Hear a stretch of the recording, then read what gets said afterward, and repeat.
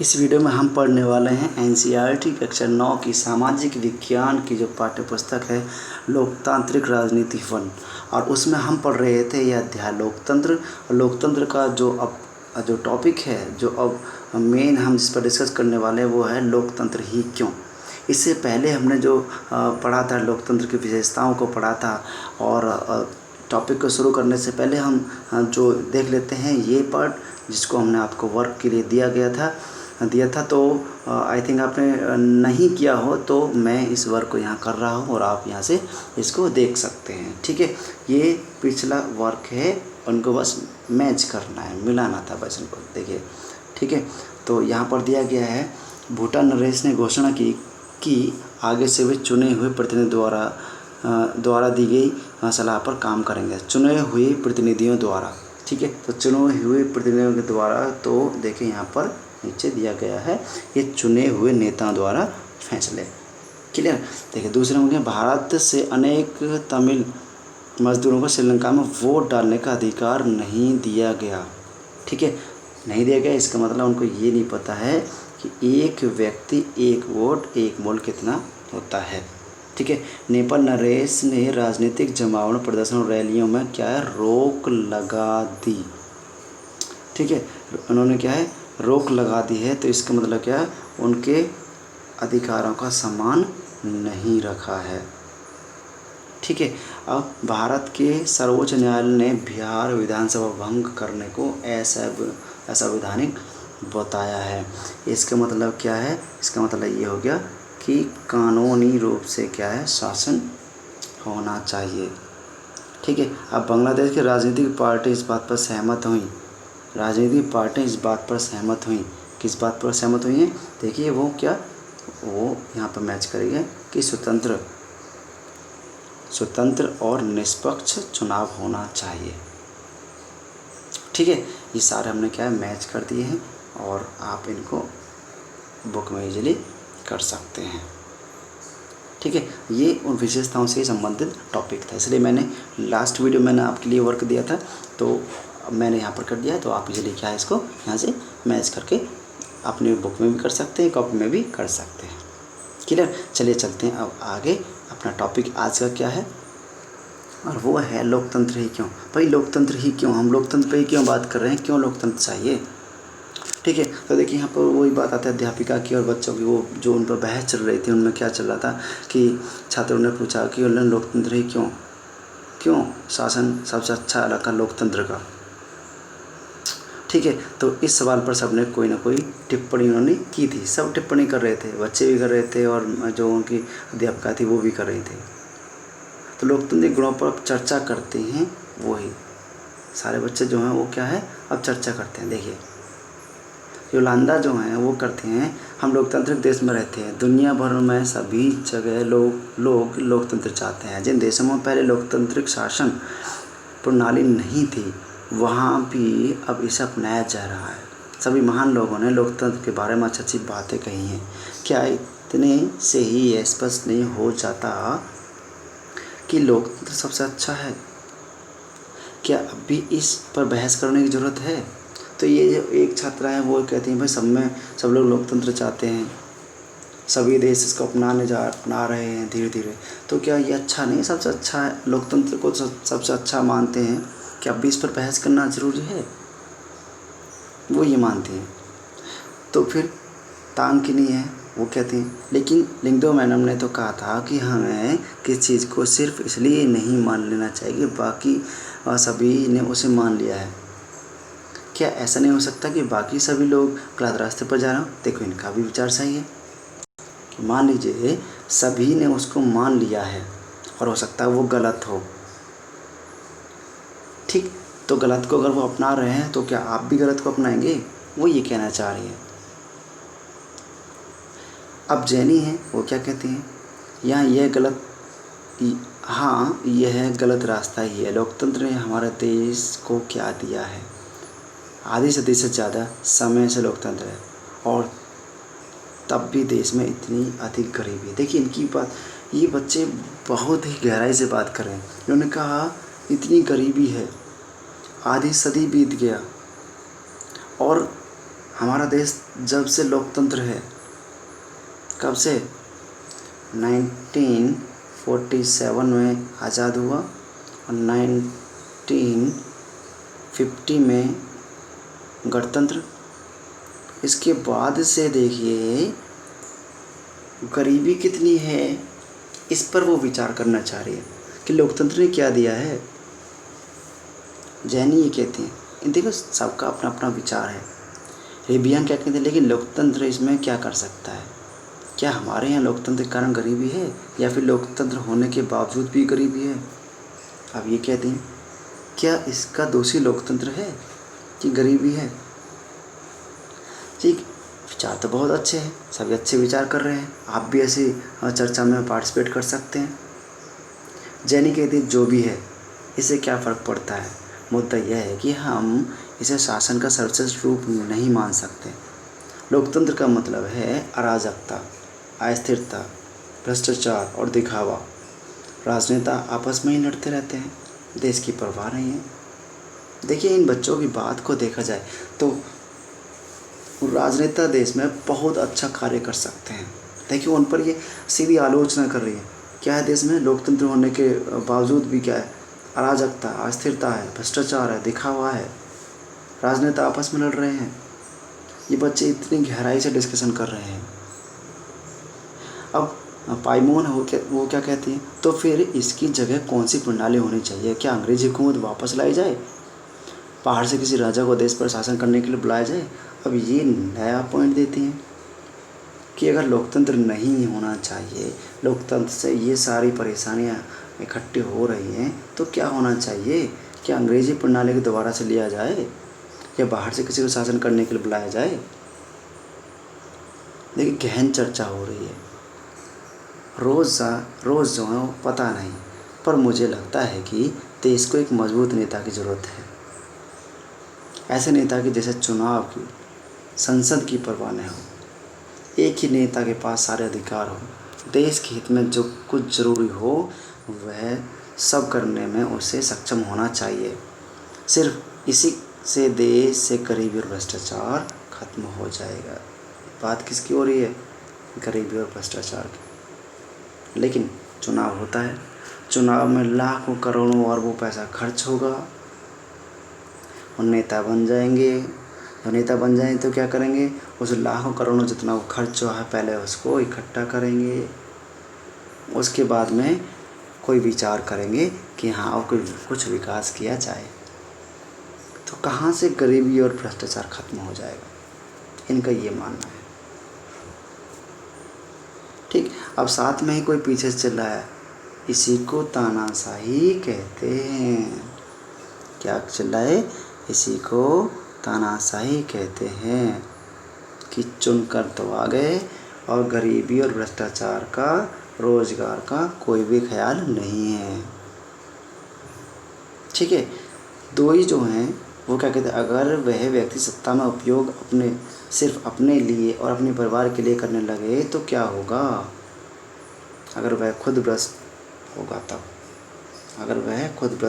तब, देखिए खुद भ्रष्ट होगा तो अपने और अपने परिवार के विषय में ही विचार करेगा, सोचेगा। एक नेता को बना देते हैं, चुनाव होता है उनका, वोट उनको मिल जाती हैं, वोट से पहले क्या करेंगे, अपने सब लिस्ट बना कर लाएंगे, हम ये करवाएंगे, हम वो करवाएंगे। ऐसे जगहों पर जाते हैं लोग जहाँ पर ना सही से पानी है पीने को, ना वहाँ पर खेती करने को भूमि नहीं है, सही से बंजर भूमि है, लोगों के पास में साधन नहीं है, अनाज नहीं है खाने को। वहाँ जा कर के वोट की डिमांड करेंगे, मांगेंगे वोट उनसे, हाथ जोड़ेंगे उनके सामने, लेकिन जब जीत जाएंगे तो उस जगह पर जाने से भी कतराते हैं। ये सब इलेक्शन होता है, चुनाव होता है, चुनावी दौरान तो ये लोकतंत्र पर ये विचार कर रहे हैं सभी। रोज़ कहते हैं मैं सिर्फ ईमानदार, संजीदा, मजबूत नेता की बात कर रही हूँ। नेता कैसा होना चाहिए, ईमानदार, बड़ा ही मजबूत होना चाहिए, सबके विषय में बात करे, सबके विषय में विचार करे, उनको सुविधाएं उपलब्ध कराए। दो ही कहती हैं यह ठीक नहीं है। तुम वास्तविक लोकतंत्र की तुलना आदर्श तानाशाही के साथ कर रहे हो। हमें आदर्श की तुलना आदर्श के साथ और वास्तविक की तुलना वास्तविक से करनी चाहिए। ज़रा तानाशाहों के वास्तविक जीवन के बारे में पढ़ो, ज़रा पता चल जाएगा आपको। वे सबसे ज़्यादा भ्रष्ट, स्वार्थी और क्रूर होते हैं। होता सिर्फ यह है कि हमें उनके बारे में जानकारी उपलब्ध नहीं हो पाती है, और सबसे बड़ी गड़बड़ तो यह है कि आप उन्हें सत्ता से हटा भी नहीं सकते। तो किसकी बात कर रही हैं? तानाशाहों की बात कर रही हैं। आप उनको हटा नहीं सकते हैं, आप उनको चुन नहीं सकते हैं, आपका कोई रोल नहीं होता है। जबकि लोकतंत्र में क्या करते हैं, हम चुन भी सकते हैं और हम हटा भी सकते हैं, क्योंकि शक्ति किसके हाथ में है? लोगों के हाथ में। ठीक है, तो ये बड़ी चर्चा इनके बीच में चल रही थी। मैडम लिंगदो इस चर्चा को पूरी दिलचस्प से सुन रही थी। अब उन्होंने हस्तक्षेप किया, तुम लोग इतने मग्न होकर इस बहस में लग रहे थे, यह देखकर मुझे खुशी हुई। मुझे नहीं मालूम कौन सही है कौन गलत है, यह तो आप लोग सुलझाएं, पर मुझे लगता है कि आप खुले दिमाग से बात कर रहे हैं। अगर किसी ने आपको रोकने की कोशिश की होती तो आपको अपनी बात कहने के लिए सज़ा दी होती तो निश्चित रूप से आपको बहुत बुरा लगता। क्या आप ऐसा उस देश में कर सकते हैं जहाँ लोकतंत्र न हो?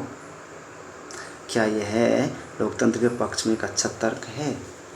तो देखिए, इन्होंने क्या है, इस जो खुलेआम जो चर्चा चल रही थी, खुले दिमाग से जो चर्चा चल रही थी, जो मैडम लिंगदो है, उन्होंने इसका बड़ा ही क्या है, उसकी तारीफ़ की है इन बच्चों की, कि आप जो चर्चा कर रहे हैं, खुले दिमाग से चर्चा कर रहे हैं, बहुत अच्छी बात है। लोकतंत्र में ऐसा ही होता है, लोग चर्चा कर सकते हैं आपस में किसी बात पर, लेकिन लोकतंत्र जहाँ नहीं होता है वहाँ चर्चा नहीं कर सकते, वहाँ ये अधिकार नहीं होते। ठीक है, तो चलिए यहाँ तक आपको समझ में आया होगा। आगे चलते हैं। आगे क्या दिया गया है? लोकतंत्र के खिलाफ में तर्क। अब लोकतंत्र के खिलाफ में तर्क हम करते हैं। देखिए क्या बात आती है। इस चर्चा में लोकतंत्र के खिलाफ के अधिकांश तर्क सामने आ गए हैं, जिन्हें हम आमतौर पर सुनते हैं। ये तर्क इस प्रकार से, देखिए, लोकतंत्र में नेता बदलते हैं, इससे अस्थिरता पैदा होती है। देखिए उस लड़की ने डिस्कस किस पर किया था? अस्थिरता पर। कब? जब नेता बदलते हैं। हो सकता है दूसरा नेता किसी और कैटेगरी का हो, मतलब और विचारधारणा का हो। ठीक है, तो क्या है, नेता बदलेंगे और अस्थिरता पैदा होगी। यह तर्क आ रहे हैं कौन से? इसके खिलाफ। लोकतंत्र का मतलब सिर्फ राजनीतिक लड़ाई और सत्ता खेल है, यहाँ नैतिकता की कोई जगह नहीं है। राजनीतिक लड़ाई है। चुनाव में आप देखेंगे तो एक से एक बड़ा मुद्दा निकल के आता है, बहुत बड़ा खेल खेला जाता है चुनाव जीतने के लिए। अच्छा आगे देखिए, लोकतांत्रिक व्यवस्था में इतने सारे लोगों से बहस और चर्चा करनी पड़ती है कि हर फैसले में देरी हो जाती है।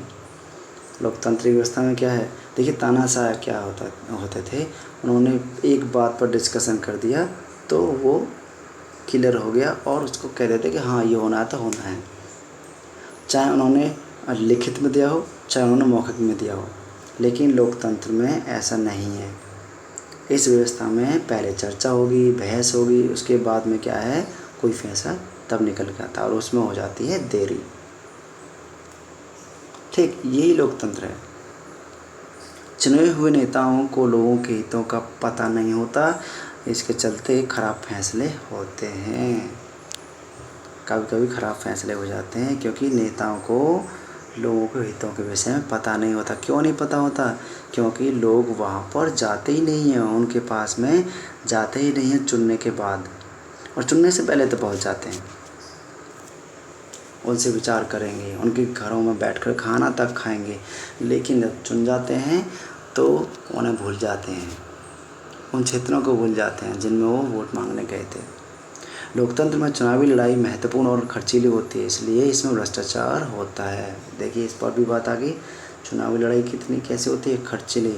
अब भाई जब खर्चीली होगी, इंसान खर्च करेगा तो वो उस खर्च को निकालेगा भी, और इससे क्या बनता है, भ्रष्टाचार बनता है। अच्छा, आप इसमें कमेंट कर सकते हैं, क्या चुनाव खर्चीले होने चाहिए? क्या ऐसा नहीं हो सकता कि एक व्यक्ति को अगर हमको क्या नेता बनाना है या अपना शासक बनाना है लोकतंत्र में, तो बगैर खर्च के उसको बना दिया जाए? अगर बगैर खर्च के बनाएंगे तो भ्रष्टाचार की कोई जगह नहीं रहेगी। ठीक, चलिए आगे देखते हैं। सामान्य लोगों को पता नहीं होता कि उनके लिए क्या चीज़ अच्छी है और क्या चीज़ बुरी है, इसलिए उन्हें किस चीज़ का फैसला नहीं करना चाहिए। लोगों को पता नहीं होता है कि क्या चीज़ अच्छी है क्या चीज़ बुरी है, इसलिए उन्हें किस चीज़ का फैसला नहीं करना चाहिए, ये कहा गया है। ये इसके खिलाफ तर्क आ रहे हैं। क्या लोकतंत्र के खिलाफ कुछ और भी बातें हैं, जो और बातें रह गई हैं आपके दिमाग में, आपके मन में चल रही होंगी? आप डिस्कस कर सकते हैं, एक दूसरे से कह सकते हैं। देखिए, जब तक हम इनमें यहाँ पर पढ़ेंगे नहीं, डिस्कस नहीं करेंगे, इन बातों को अपने दिमाग से बाहर नहीं लाएंगे, तो ये व्यर्थ रहेंगी। क्योंकि लोकतंत्र का शासक आप लोगों में से निकल के आता है, जो उन किताबों को पढ़ के अच्छी तरह से उस पर विचार गहन करके आगे बढ़ता है। यहीं से शुरू हो जाती है वो कहानी, लेकिन आगे चल कर के वो कहानी बदल जाती है। आई थिंक आप इस बात को समझ सकते हैं। आप ये पढ़ रहे हैं तो आप इस कहानी को, मतलब लोकतंत्र की कहानी को एक सही रास्ते पर ले जा सकते हैं और हमको एक अच्छा लोकतंत्र का नेता मिल सकता है। इनमें से कौन सा तर्क मुख्य रूप से लोकतंत्र पर लागू होता है? इनमें से कौन सा तर्क किसी भी तरह की सरकार द्वारा सत्ता का दुरुपयोग करने के मामले में लागू नहीं होता है? इस पर आप क्या है, किस पर सहमत है, किस पर सहमत नहीं है, वो आप विचार कर सकते हैं। ठीक है, चलिए आगे चलते हैं। क्या दिया गया है यहाँ पर, आप पढ़ेंगे।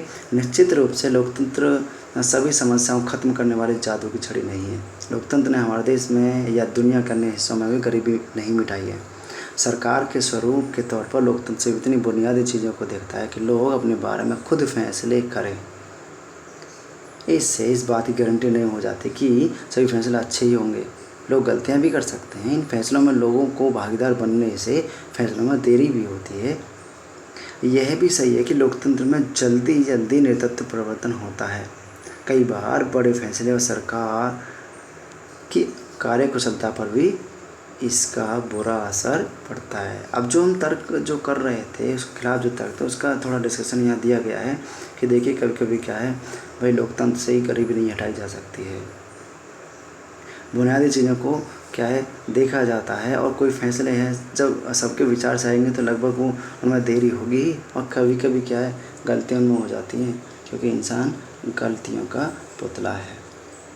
इन फैसलों में क्या है, भागीदार बनाने से फैसलों में देरी तो हो ही जाती है, लेकिन कभी कभी क्या है जब उन पर विचार किया जाता है और तो सबकी सहमति से फैसले आते हैं, तो देखिए इस वजह से क्या उसमें देरी हो जाती है, और लगभग वो क्या है, लगभग क्या, जब सबकी सहमति से जब निकल के आएंगे वो फैसले तो सही ही होते हैं। हाँ, ये बात मानने वाली है कि नेतृत्व जो परिवर्तन होता है तो उससे क्या है कार्यकुशलता पर भी क्या बुरा असर पड़ जाता है। इन तर्कों से यह लगता है कि हम लोकतंत्र का जो भी रूप देखते हैं वह सरकार का आदर्श स्वरूप नहीं हो सकता, पर वास्तविक जीवन में हमारे सामने यह सवाल नहीं होता। वहाँ सवाल यह होता है कि क्या हमारे पास सरकार के स्वरूपों के जो विकल्प उपलब्ध हैं उनमें लोकतंत्र किसी भी दूसरे से बेहतर है? देखिए, अब हम ये देखेंगे कि हमारे पास जो विकल्प हैं, जो हम सुविधाएं, जो भी हम लोकतंत्र के विषय में हम जान रहे हैं, जिससे नुकसान ना हो कोई भी, हम उन विकल्पों पर हम विचार कर सकते हैं। हम ये कंपैरिजन कर सकते हैं क्या ये दूसरे देशों में हैं, या हम ये कंपैरिजन कर सकते हैं दूसरे जो लोकतंत्र हैं उनमें जो भी ऐसी सुविधाएं हैं वो हमारे देश में भी होनी चाहिए। हम उन पर भी क्या है विचार कर सकते हैं। हम ये विचार कर सकते हैं कि क्या हम दूसरे लोकतंत्रों से बेहतर हैं।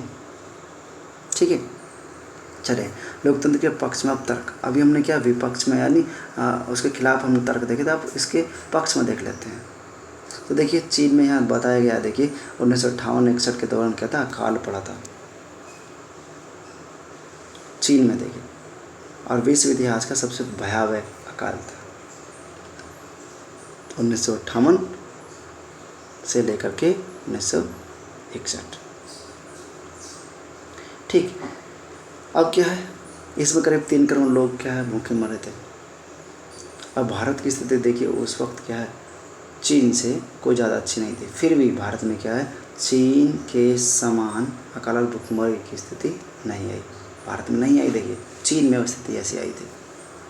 अर्थशास्त्रियों का क्या मानना था कि ऐसे देशों की सरकारी नीतियाँ में अंतर होता है। ऐसा क्यों होता है कि उनकी सरकारी नीतियाँ सही नहीं।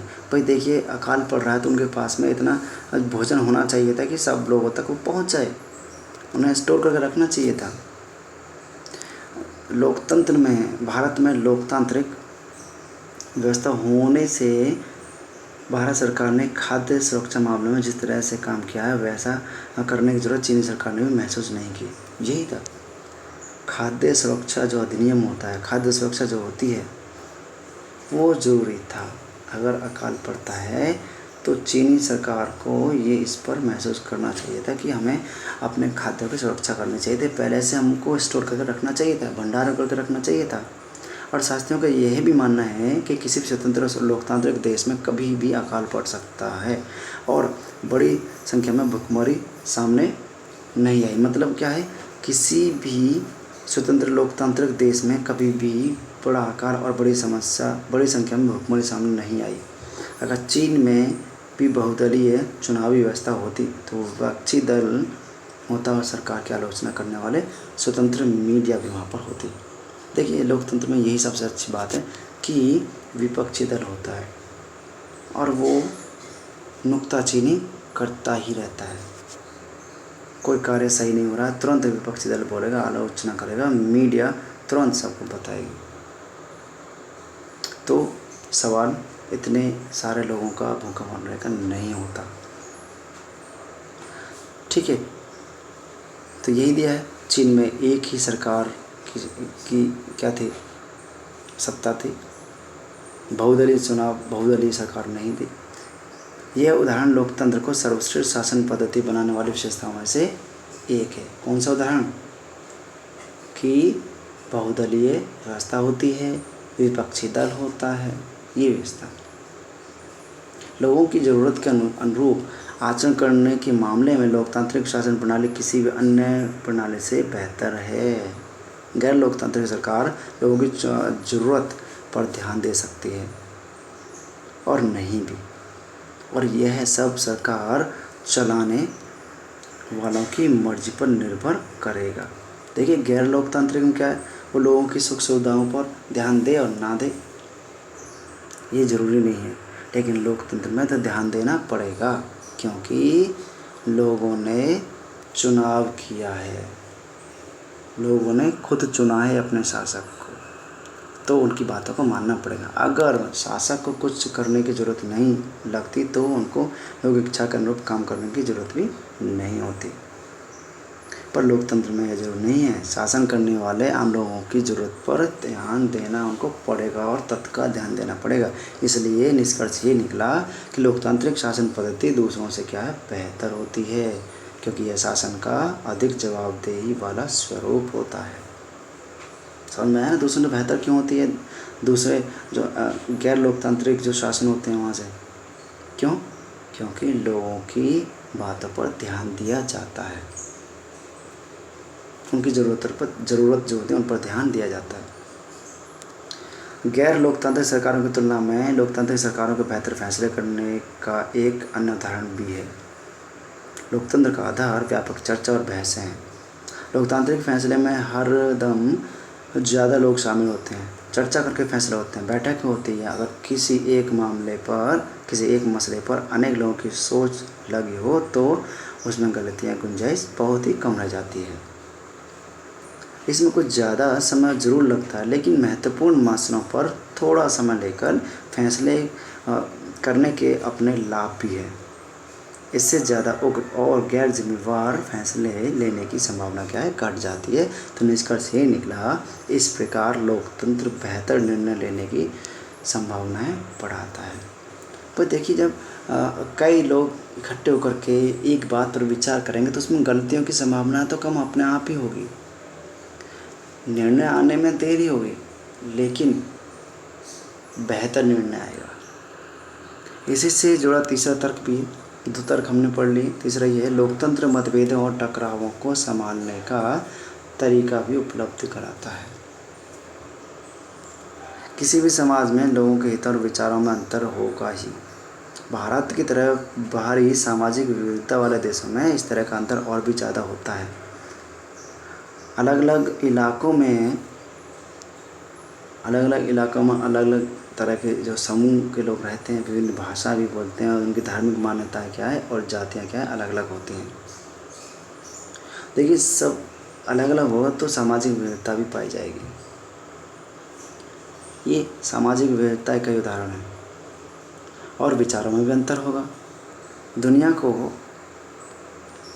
ये सभी अलग अलग दृष्टिकोण से देखते हैं और उनकी पसंद भी क्या है, अलग अलग होती है। एक समूह की पसंद और दूसरे समूह की पसंद से टकराव भी होता है। ऐसे टकराव को कैसे सुलझाएंगे? इसे ताकत के बल पर सुलझाया जा सकता है। जिस समूह के पास ज़्यादा ताकत होगी वह दूसरों को दबा लेगा और जो कमज़ोर समूह होगा, कमज़ोर समूह को इसे मानना होगा, लेकिन इससे नाराज़गी और असंतोष पैदा हो जाता है। ऐसी स्थिति में विभिन्न समूह ज़्यादा समय तक साथ नहीं रह सकते। लोकतंत्र इस समस्या का एकमात्र शांतिपूर्ण समाधान उपलब्ध कराता है। लोकतंत्र में कोई भी स्थायी विजेता नहीं होता और कोई स्थायी रूप से पराजित नहीं होता। सब विभिन्न समूह एक दूसरे के साथ शांतिपूर्ण ढंग से रह सकते हैं। भारत की तरह विविधता वाले देशों को लोकतंत्र ही एकजुट बनाए हुए रहता है। लोकतंत्र बहुत सारी जो समस्याएं होती हैं लोगों की, उनको सुलझाता है। उनके आपसी टकराव को क्या है, सुलझाता है। देखिए भारत वैसे विविधताओं का देश है और इतनी विविधताओं को एक साथ रखना ये लोकतंत्र का ही काम है और वो भी शांतिपूर्ण ढंग से। बेहतर सरकार और सामाजिक जीवन पर प्रभाव के हिसाब से ये 3 तर्क लोकतंत्र को काफ़ी मजबूत करते हैं। लेकिन लोकतंत्र के पक्ष में सबसे मजबूत तर्क उसे बनाने वाली सरकार के कामकाज से जुड़ा नहीं है। यह तर्क लोकतंत्र और नागरिकों के रिश्तों का है। लोकतंत्र में नागरिकों की जो हैसियत होती है वह किसी और व्यवस्था में नहीं होती। अगर इस व्यवस्था में बेहतर फैसले लेने और उत्तरदायी सरकार चलाने का काम न भी हो तब भी यह दूसरों से बेहतर है। तो बात ये आ जाती है कि लोकतंत्र नागरिकों का सम्मान बढ़ाता है। भाई हम लोकतंत्र में हैं, हमें मौलिक अधिकार दिए गए हैं संवैधानिक रूप से। कितने मौलिक अधिकार हैं? 6, जिनसे हमें सम्मान मिलता है। ठीक है, ये लोकतंत्र की ही कहानी है। लोकतंत्र राजनीतिक समानता के सिद्धांत पर आधारित है। राजनीतिक समानता के आधार पर आधारित है। यहाँ सबसे गरीब और अनपढ़ को भी वही दर्जा प्राप्त है जो अमीर और पढ़े लिखों को है। लोग किसी भी शासक की प्रजा न होकर खुद अपने शासक हैं। अगर वे गलतियाँ करते हैं तब भी वे खुद के लिए जवाबदेह होते हैं। लोकतंत्र के पक्ष में आखिरी तर्क क्या हो जाता है कि लोकतांत्रिक व्यवस्था दूसरों से बेहतर है क्योंकि इसमें हमें अपनी गलती ठीक करने का अवसर भी मिल जाता है। इसके क्या है, पक्ष में तर्क चल रहे हैं। जैसा कि हमने ऊपर देखा है, इस बात की गारंटी नहीं है कि लोकतंत्र में कोई गलती ना हो सकती। किसी भी किस्म की सरकार इस बात की गारंटी नहीं दे सकती। इस मामले में लोकतंत्र का लाभ यह है कि इसमें गलतियों को ज़्यादा देर तक छुपाए नहीं रखा जा सकता। इन गलतियों पर सार्वजनिक चर्चा की गुंजाइश लोकतंत्र में है और फिर इसमें सुधार करने की गुंजाइश भी है। इसका मतलब यह है कि या तो शासक समूह अपना फैसला बदले या शासक समूह को ही बदला जा सकता है। गैर लोकतांत्रिक सरकारों में ऐसा नहीं होता। मतलब या तो फैसला बदला जाए या सरकार को ही बदल दिया जाए, यानी गलती की गुंजाइश को सही करने की गुंजाइश इसमें होती है। चलो अब इस चर्चा को समेट, लोकतंत्र हमें सब चीज़ नहीं दे सकता और ना ही यह सभी समस्याओं का समाधान है, लेकिन यह साफ तौर पर उन सभी दूसरी व्यवस्थाओं से बेहतर है जिन्हें हम जानते हैं और दुनिया के लोगों को जिसका अनुभव है। यह अच्छे फैसलों के लिए बेहतर अवसर उपलब्ध कराता है। इसमें लोगों की इच्छाओं का सम्मान किया जाता है और अलग अलग तरह के लोग ज़्यादा बेहतर ढंग से साथ रह सकते हैं। अगर यह इनमें से कुछ काम करने में असफल रहता है तब भी इसमें गलती सुधारने की संभावना है और इसमें सभी नागरिकों को ज़्यादा सम्मान मिलता है। इसी वजह से लोकतंत्र को सबसे अच्छी शासन व्यवस्था माना जाता है। आप समझ में आया ना लोकतंत्र किस प्रकार से सबसे अच्छी व्यवस्था है। तो हमने तर्क पढ़ लिए, इनके पक्ष में तर्क पढ़े, विपक्ष में तर्क पढ़े हैं। देखिए यहाँ पर कुछ छोटे छोटे से कार्टून दिए गए हैं, आप इनको देख सकते हैं। ठीक है, तो अभी हमने क्या है, लोकतंत्र ही क्यों, इस पर विचार विमर्श आपके इस टॉपिक में किया था। आई थिंक आपको अच्छी तरह समझ में आया होगा। नेक्स्ट आएगा लोकतंत्र का बेहतर अर्थ, वो हम पढ़ेंगे आने वाली वीडियो में। जब तक के लिए इंतज़ार करिए। Till then good bye.